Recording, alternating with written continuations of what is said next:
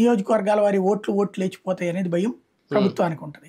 Total గా జరుగుతున్నది అది. మూడో డిపిఆర్ అన్న ఇవ్వడానికి రెడీ అవుతుందా ఇప్పుడు రాష్ట్ర ప్రభుత్వం కేంద్రానికి? నేను అనుకోడు. ఇక రాష్ట్ర ప్రభుత్వం కాదు, ముందు ఆ ఎక్స్పర్ట్ల నివేదిక వచ్చాక పోలవరం అథారిటీనే ఇస్తుంది డిపిఆర్.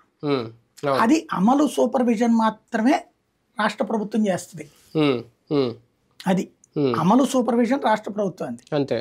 డిపిఆర్ అన్నటువంటిది ముందు ఇప్పుడు వాళ్ళు ఫస్ట్ ఎక్స్పర్ట్ల ఒపీనియన్ వచ్చాక దాని ఆధారంగా రాష్ట్ర ప్రభుత్వం ఏం చెప్తుంది అనేది చూడాలి అసలు పాయింట్.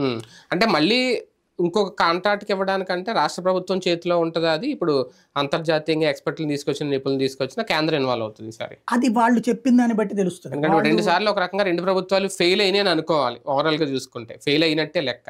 మళ్ళీ ఈసారి కన్స్ట్రక్టివ్ గా చేయాలంటే ఇంకా కేంద్రం చేతుల్లో తీసుకుంటుందా? అది కేంద్రం తీసుకోదు. కేంద్రం ఎందుకంటే ఒక జాతీయ ప్రాజెక్టులు వీళ్ళే చెప్పారు కదా, కేంద్రం చేపట్టిన జాతీయ ప్రాజెక్టులు 16 ఏళ్ళు పట్టినాయి, 20 ఏళ్ళు పట్టినాయి అన్నటువంటి. సరిగ్గా గనక గడ్కరీకి అప్పచెప్పేస్తే ఆయన ఏదైనా కాన్సన్ట్రేట్ చేయగలడు. ముందు అసలు సమస్య ఇక్కడ అందరం మనం ఏంటంటే కన్వీనియంట్గా మర్చిపోతుంది నిర్వాసితుల సమస్య.